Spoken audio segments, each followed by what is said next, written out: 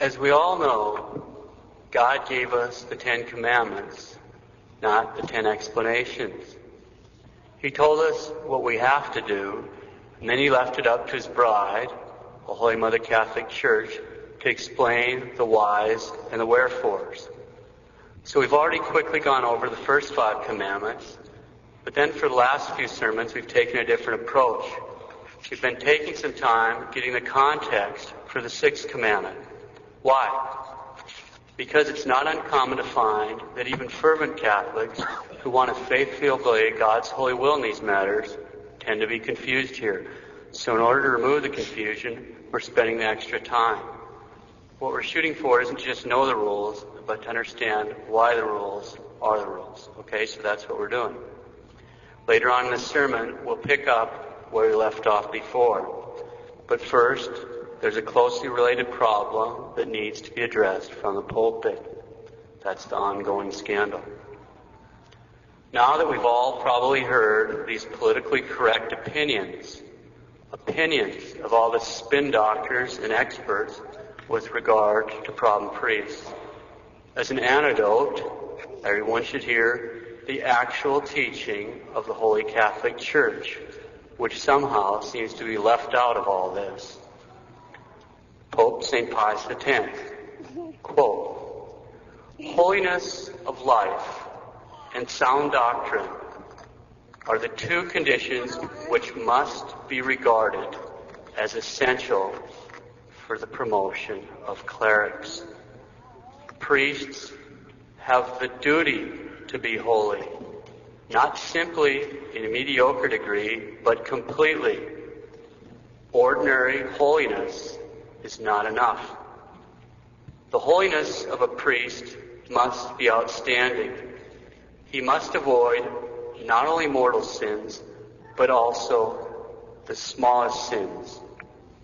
It is the wish of the Church that priests should avoid every fault, for what may be venial in others would be very grave in their case." Pope Pius XII, quote, "Chastity must be solidly possessed and proved at length.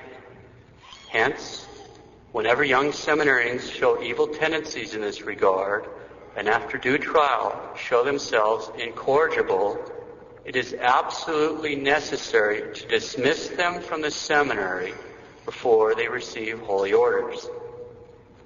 From Religiosiorum Institutio, a document that at least theoretically is still in force, was promulgated by the Sacred Congregation for Religious in February of 1961. For the sake of the listeners, several key words will be edited out.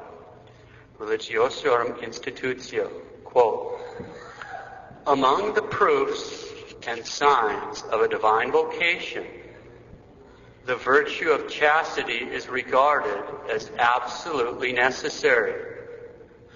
Should superiors find a student unequal to the task of keeping ecclesiastical celibacy and practicing priestly chastity, then completely ignoring any other outstanding qualities, they must bar him from the religious life and the priesthood. Advancement to religious vows and ordination should be barred to those who are afflicted with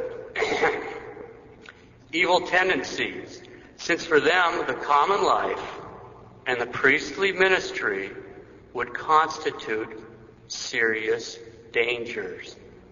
Close quote. We can see here the great compassion of Holy Mother Church. She's banned any men with these evil tendencies, whether they act on them or not, from holy orders and religious life, because she's concerned for their salvation, because it's a serious danger for their salvation.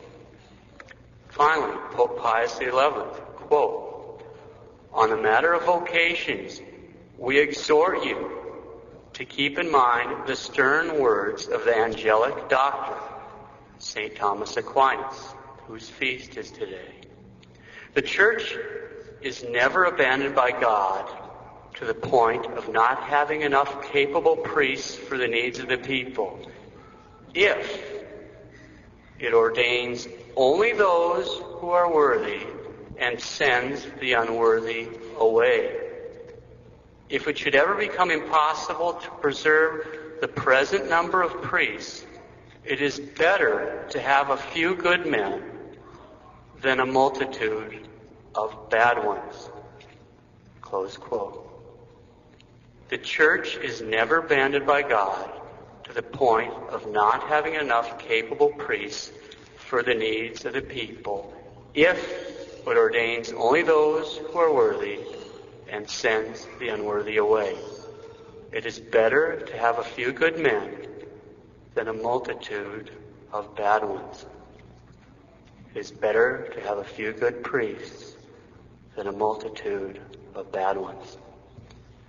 St. Anthony Mary Claret, confessor and bishop, quote, I know by experience that the greatest punishment that can befall a people is a bad priest. It is best to leave a town without a priest than to send one unworthy. If God does not send me men who are truly called, God himself will have to take care of the people and souls by means of his angels. A call is God's gift. I must not bring the unworthy into the sheepfold to destroy it instead of tending it. Close quote. St. Anthony Mary knew exactly what he was talking about. He inherited a diocese chock full of heretics, dissenters, and priests openly living in sin. So what did he do? He got rid of the bums. In 6 years, he had a flourishing diocese.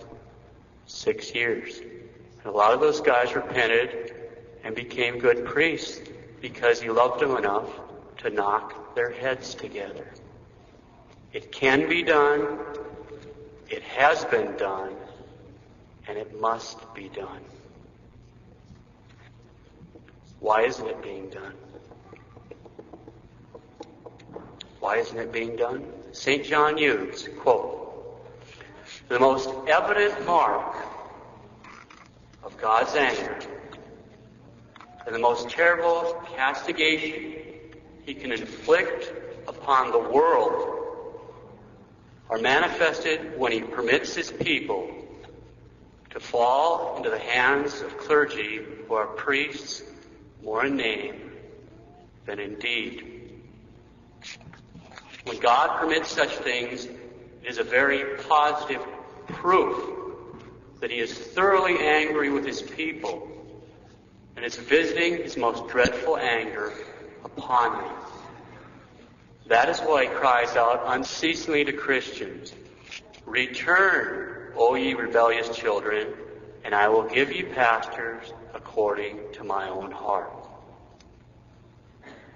The most evident mark of God's anger and the most terrible castigation he can inflict upon the whole world are manifested when he permits his people to fall into the hands of a clergy who are priests more in name than in deed. When God permits such things, it is a very positive proof that he is thoroughly angry with his people and is visiting his most dreadful anger upon them. I was trembling when I typed this, and I'm trembling right now.